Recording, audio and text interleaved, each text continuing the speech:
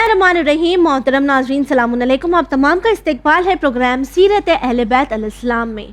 जैसे कि हमने हमारे लास्ट एपिसोड में बात की थी हुकूमत मौला अली अलैहिस्सलाम की, तो आज हम करने जा रहे हैं गुफ्तगू उस टॉपिक पर जिसे हम कहेंगे सर्विस बिफोर खिलाफत, इमाम अली अलैहिस्सलाम्स लेगेसी।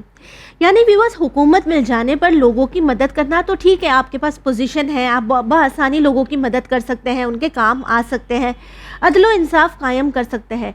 लेकिन वो 20 साल जब मौला अली अलैहिस्सलाम को हुकूमत नहीं मिली, तब आपने लोगों की किस तरह मदद की, ये एक बहुत ही बड़ा पैगाम है आज की सोसाइटी के लिए, जहां लोग अक्सर ये कहते नज़र आते हैं कि अरे हमारे पास तो कोई रुतबा ही नहीं है, पोजीशन ही नहीं है, हम लोगों की मदद किस तरह कर सकते हैं, आखिर हम कर ही क्या सकते हैं। तो आइए नज़र डालते हैं मौला अली अलैहिस्सलाम की ज़िंदगी पर और रुख करते हैं उस दौर का जब आपके पास खिलाफत तो नहीं थी, लेकिन फिर भी आपने लोगों के दिलों पर राज किया और उनकी मदद की।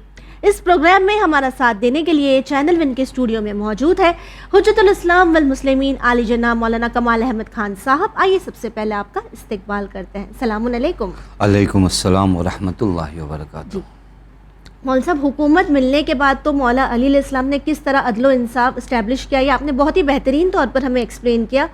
अब हम चाहेंगे हमारे आज के एपिसोड में, जहां हम उन 20 सालों पर नज़र डाल रहे हैं जब मौला के पास वो पोजीशन नहीं थी, लेकिन फिर भी हमने कई वाक़यात सुने हैं कि मौला अली अलैहिस्सलाम अपने खांधे पर बोरी रखकर रात की तारीकी में लोगों के घर जाते थे, खाना देते थे, लोगों की मदद करते थे। अब अगर हम खास कर बात करें हिजरत के वक्त की, जो कि मक्का से मदीना हुई, तब मौला अली अलैहिस्सलाम ने, उनके पास कोई पोजीशन नहीं थी, ज़्यादा ज़खीरा नहीं था, लेकिन फिर भी अपने पर्सनल रिसोर्सेज के ज़रिए उन्होंने लोगों की मदद की, एक तरह से लोगों की हेल्प की, लोगों को एक ही लेवल पर रखा, साथ ही जितना हो सके उनको सिर्फ इतना ही नहीं दिया कि एक बार की भूख मिट जाए, बल्कि आगे भी काम आए। ये इमाम ने किस तरह किया? बिस्मिल्लाहिर्रहमानिर्रहीम व बिही नस्तईन व हुवा खैरुल मुईन। देखिए, आज का एपिसोड हम लोग शुरू करें मौला अली के इस कौल के तहत, शायद अहमियत मालूम हो। हज़रत फरमाते हैं अरबातुन कलीलुहा कसीरुन, 4 चीज़ें अगर कम भी हों तो ज़्यादा है। यानी 4 चीज़ें अगर कम हों तो भी ज़्यादा, यानी ये कम भी नहीं होना चाहिए। एक अन्नार, आग कितने, आग फायर जो है, ये कितनी भी कम हो ज़्यादा है। यानी एक जो है अगर आग का ज़र्रा भी अगर कहीं पहुंच गया तो पूरी इमारत को जो है जलाकर राख सकता है। दूसरी चीज़ अल अदावा, दुश्मनी, ये कम भी हो तो ज़्यादा है, यानी ये नहीं समझना चाहिए कि कम है। तीसरी चीज़ जो है मरज़, बीमारी, ये कम भी हो तो ज़्यादा है। चौथी चीज़ जो आपके उन्वान से अल फ़क्र, फ़क्र कम भी हो तो ज़्यादा है। गरीबी, यानी जिसको हम कह सकें कि हज़रत अमीर की निगाह में ये है कि गरीबी को समाज से कम भी नहीं रहना चाहिए, यानी ख़त्म करना। यानी एक ऐसा समाज होना चाहिए जहाँ, जो आज की हर हुकूमत शायद ये दावा करती है कि बाज़ जो ज़रूरत इंसानी है वो सबको आसानी से मुहैया, मतलब खाना पीना, रोटी मकान। ये हज़रत अमीर उस ज़माने में कह रहे हैं जिस ज़माने में लोग कबीलाई और नस्ली और अजम व अरब के तासुब में पड़े हुए हैं। वहाँ पर हज़रत फरमाने इनमें से कम भी नहीं होना चाहिए। आग कम भी ना हो, बीमारी कम भी ना हो, यानी ऐसा ना हो कि आपके अभी क्या हुआ बीमारी में, नहीं उसी कम को आप समझ लीजिए कि ज़्यादा बन जाएगी। दुश्मनी अगर कम भी हो तो ज़्यादा। ये फ़क्र अगर हल्की मकदार में भी हो तो हज़रत अमीर फरमा रहे ये नहीं होना चाहिए। हत्ता हज़रत अमीर ने अपने बेटे इमाम हसन अलैहिस्सलातु वस्सलाम को एक वसीयत में फरमाया, या बुनिया इन्नी अख़ाफ़ु अलैकल फ़क्र, मेरे लाल मैं तुम्हारी निस्बत ख़ाइफ़ हूँ कि कहीं फ़क्र तुम तक ना आ जाए, गरीबी ना आ जाए। वहाँ पर हज़रत ने फरमाया कि अल्लाह से दुआ मांगो कि अल्लाह ताला तुम्हें फ़क्र व ग़ुरबत से दूर रखे। और वहाँ हज़रत ने फिर वजूहात बताए कि ये फ़क्र करता क्या है, ये दीन को नाकिस कर देता है। मौलाना साहब, फिर ऐसे क्यों होता है कि मिंबर से काफ़ी बार ये पढ़ा जाता है कि गरीबी को बुरा ना समझे, वो आपको अल्लाह के करीब ले जाती है। आसन तो बल्कि पढ़ा तो ये जाना चाहिए ना कि आप जिंदगी में मजबूत हो और कमाएं। ये दो चीज़ों को जो है ना हम जमा नहीं कर पाते। हमको ये नहीं कहा गया है कि गरीब रहो, लेकिन हमसे ये कहा गया है कि जब गरीब हो तो मायूस ना हो। ये 2 चीज़ों में फ़र्क है। गरीब रहने का कहीं हुक्म नहीं दिया गया कि आप फ़कीरी में रहो, फ़कीरी ना रहो। लेकिन अगर फ़कीर हो, अब दुनिया में जाहिर सी बात है हर आदमी चाहता है सेहतमंद रहना, लेकिन हर आदमी सेहतमंद तो नहीं रह पाता है। हर आदमी चाहता है सेफ़ रहना, लेकिन हर आदमी सेफ़ तो नहीं। लेकिन आपको सेफ़ रहना है, हर आदमी को सेहतमंद रहना, यानी कोशिश ये होनी चाहिए کہ ہم صحت مند رہیں. کوشش یہ ہونا چاہیے کہ ضروریات زندگی ہمارے بچوں کے لیے، ہماری اولاد کے لیے ہم فراہم کر سکیں اور اچھے سے فراہم کر سکیں. یعنی اگر آپ غریب بھی ہیں تو آپ محنت کریں اور آگے بڑھنے کی کوشش کریں. وہی میں عرض کر رہا تھا کہ شاید ہم یہ پیغام نہیں پہنچا پاتے کہ فقیری پہ باقی نہیں رہنا ہے. فقیر ہیں تو صبر کا دامن نہیں چھوڑنا، یہ الگ چیز ہے. تاکہ پڑھا بھی یہی چاہتے ہیں نا، آپ غریب ہے تو کیا ہوا، آپ صبر کریں، آپ کو جنت میں بہت اللہ عطا کرے گا. یہ چیزیں ہم سمجھ نہیں پاتے کہ دین ہم کو کیسا دیکھنا چاہتا ہے، کیونکہ یہ فقر جو ہے نا کون سے نقصانات لاتا ہے یہ ہم نہیں بیان کر پاتے. یعنی حضرت نے یہاں پر بیان کیا فقیری تمہیں دین سے دور کر دے گی، فقیری تمہاری عقل کو بیکار کر دے گی. حتیٰ حضرت امیر فرماتے ہیں فقیری کا ایک سب سے بڑا پرابلم معلوم ہے کیا ہے؟ فقیری تمہیں دوسروں کی نسبت بدبین بنا دے گی. بدبین یعنی دوسرے کے بارے میں غلط سوچو گے اور لوگ تمہارے بارے میں غلط سوچیں گے. یعنی آپ غور کریں، یہ فقر کی پرابلم ہے. اب اس قول کے مطابق ہم آئیں آپ کے اس سوال کی جانب جو آپ نے کیا تھا کہ حضرت نے پھر اس دور میں جب حضرت مکے سے مدینے کی جانب بھیجا، چونکہ حضرت کا گویا ایک مقصد یہ ہے کہ سماج سے فقیری کو اور غریبی کو اور غربت کو دور کیا جائے اور لوگوں کے لیے ابتدائی زندگی کے سامان فراہم کیے جائیں.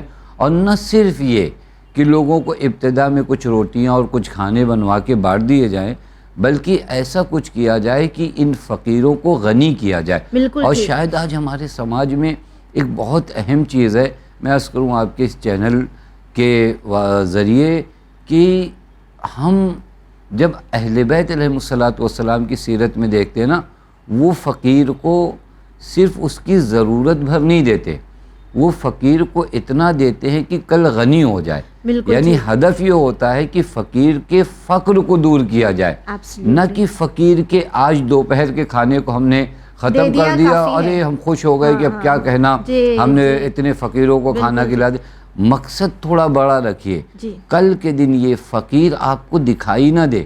یعنی آج اس کی عطا اتنی ہو جائے کہ کل دوپہر کے کھانے وقت اگر آپ کے گھر پہ لائن لگا رہا ہے تو اس کا مطلب آپ کے دینے میں کچھ کمی آئی ہے، اور آپ نے وہ انداز نہیں اپنایا جو اہل بیت علیہ السلام کا ہے.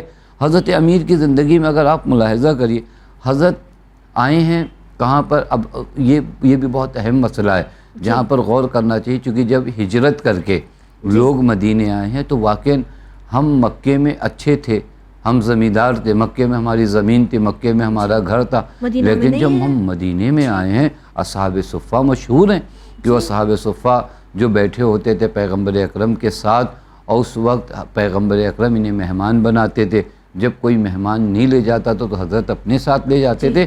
یہ حتیٰ ان مہاجروں کو بھی ہمارا سلام، جن مہاجروں نے اپنا سب کچھ چھوڑ کر آ کر پیغمبر کے ہمراہ مدینے. یہ سخت ہوتا ہے، ہم سے کوئی کہے کہ ایک اپنا گھر چھوڑ کر فلاں شہر چلے جائیے جہاں آپ کا کچھ نہ ہو، تو کوئی جانے کو تیار نہیں ہے. لیکن اس کے باوجود یہ مہاجرین، اسی لیے مہاجرین کی اپنی ایک عظمت ہے، اور حضرت امیر ان کو بہت یاد کیا کرتے تھے مہاجرین کو کہ ان کے اپنے فضائل ہیں.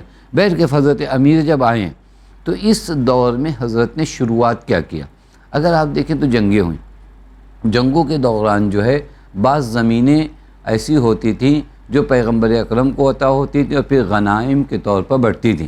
اب اگر ایک زمین میں لوں اور ایک زمین پا جاؤں، اس زمین کو میں یہ کہہ سکتا ہوں کہ دیکھیں ہمارے پاس اتنے ایکڑ زمین ہے، بس حضرت امیر اس زمین سے کیا کرنا ہے، اس زمین سے کون سا کاروبار شروع کرنا ہے کہ مسلمانوں کے فقر کو.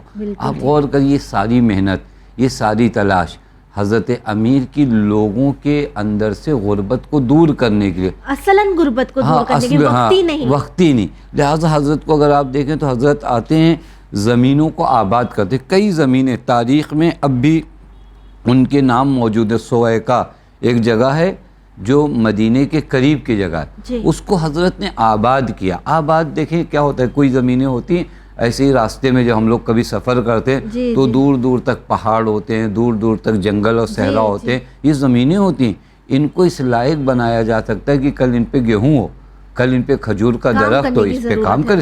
ہاں، یہ آسان کام نہیں ہے، کیونکہ وہ زمینیں بہت ایسی ہوتی ہیں جو بیکار بنجر زمینیں جس کا ماحصل کچھ نہیں نکلتا، جبکہ ان کے اندر صلاحیتیں ہیں کہ یہ سینکڑوں لوگوں کے پیٹ کو بھر سکتی ہیں. اب یہاں کوئی ہمت کرے، یہاں کوئی اٹھے اور ان بنجر زمینوں کو آباد کرے. حضرت امیر نے ایک کام یہ شروع کیا کہ بنجر زمینوں کو آباد کرنا. اب اس کے بعد عرب کے زمانے میں اور ہمارے یہاں بھی ایک چیز بنجر زمینوں کو آباد کرنے کا سب سے بڑا راستہ پانی ہے. قنات. جی پانی اگر نہ ہو تو آپ کس زمین کو کیسے آباد کر سکتے.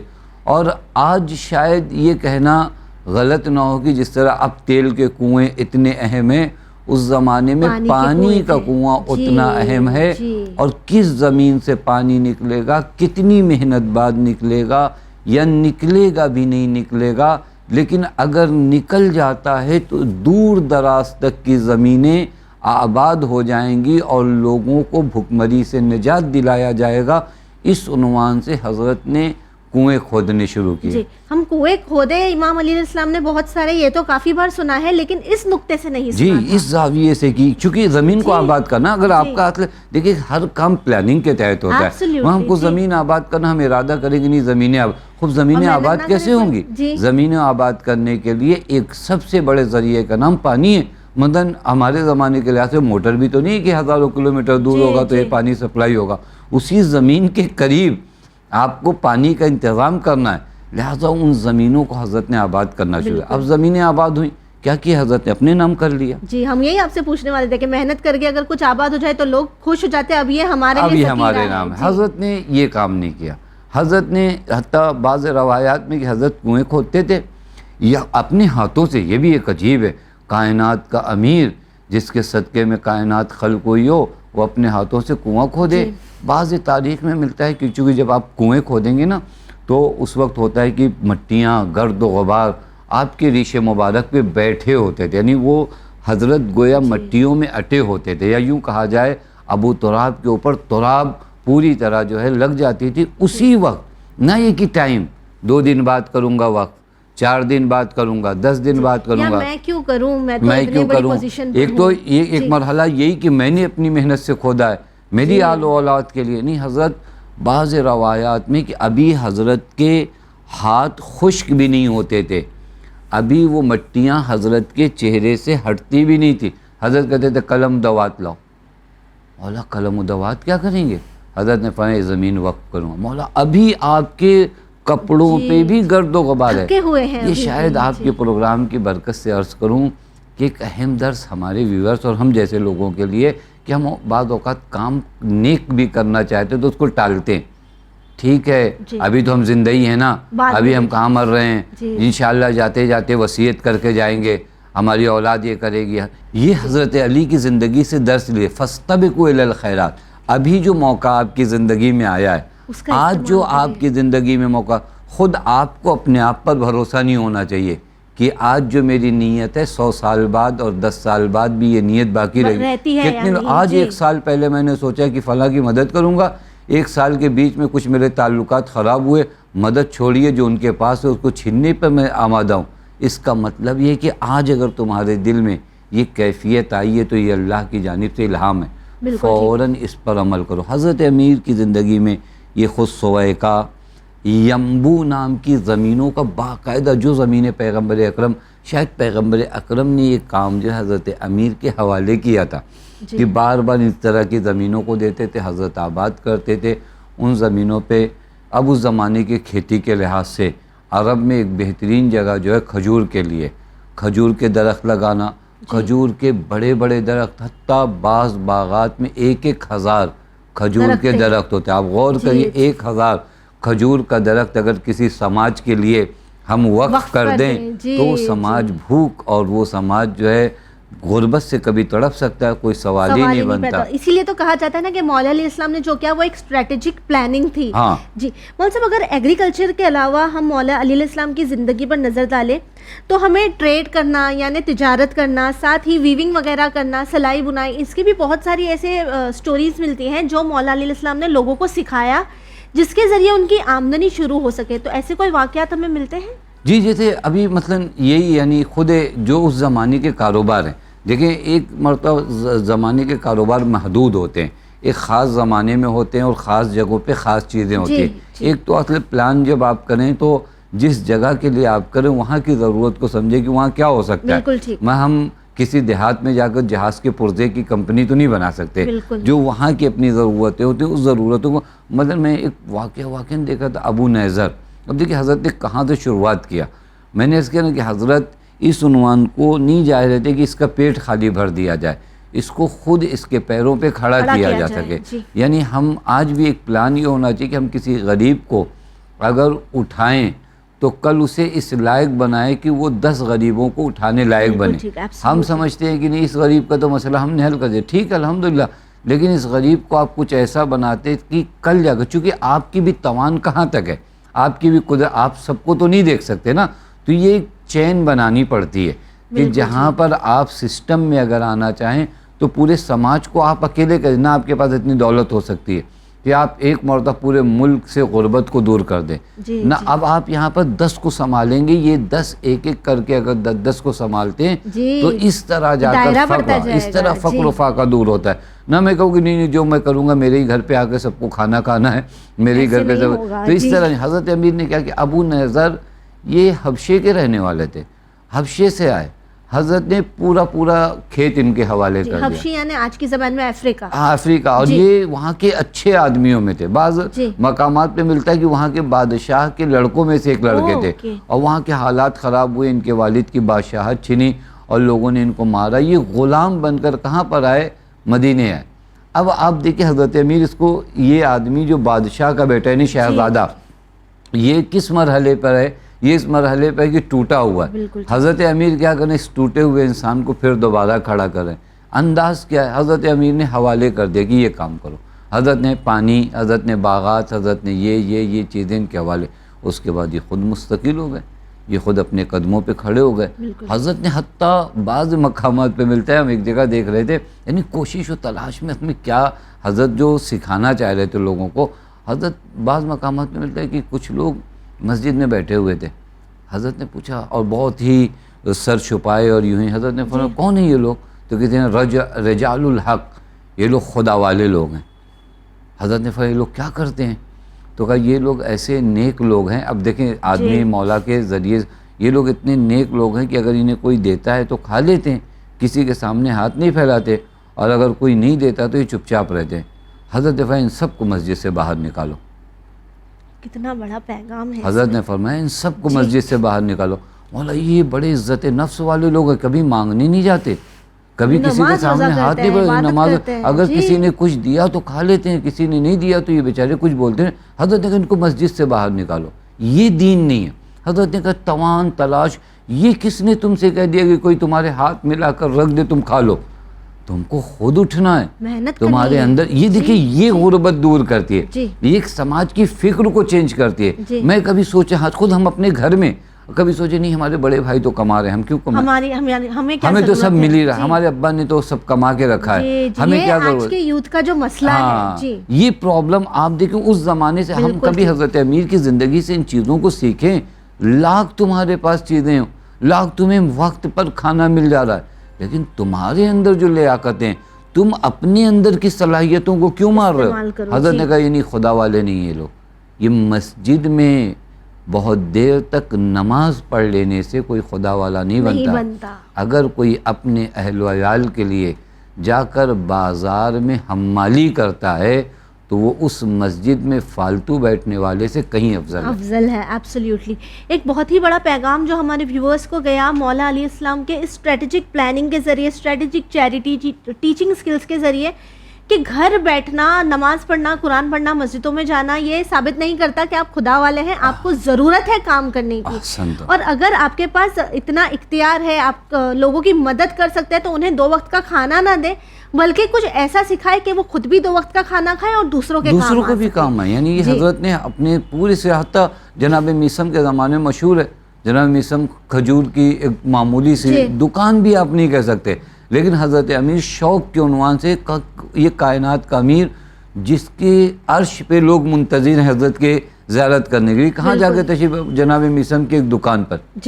یہ خود ہمارے نوجوانوں کے لیے اس بات کی تشویق ہے کہ دیکھو اگر رزق کے حلال کی تم تلاش میں ہو نا تو امام وقت آ کر تمہارے پاس بیٹھتا ہے. یہ شاید آج ہمارے لیے بہت اہم ہو کہ ہم یہ چیک کریں کہ ہم رزق کے حلال کی تلاش میں نکل لیں, کام جی کیا کر رہے ہو یہ معنی نہیں رکھتا، جی رزق حلال کی تلاش میں اگر بالکل نکل۔ جی مول صاحب، اگر ابھی ہم رخ کریں اس چیز کا جسے ہم کہیں گے اسپیکنگ اپ اگینسٹ انجسٹس، تو یہ ایک ایسا وقت تھا کہ جب مولا علیہ السلام دیکھ رہے تھے کہ جو قریش تھے وہ غریب لوگوں کو پریشان کر رہے تھے، ان کا حق مار رہے تھے، ان پہ ظلم کر رہے تھے، آپ کے پاس کوئی پوزیشن نہیں تھی، آپ کے پاس کوئی اختیار نہیں تھا، لیکن پھر بھی اپنی جان کو خطرے میں ڈال کر لوگوں کی مدد کرنا، غریبوں کی مدد کرنا، یہ ہمیں آج کے دور میں کیا پیغام دیتا ہے کہ جب ہم غزہ میں ظلم ہوتا ہوا دیکھتے ہیں اور ہم یہ کہہ کر چپ ہو جاتے ہیں کہ ارے ہم کر ہی کیا سکتے ہیں؟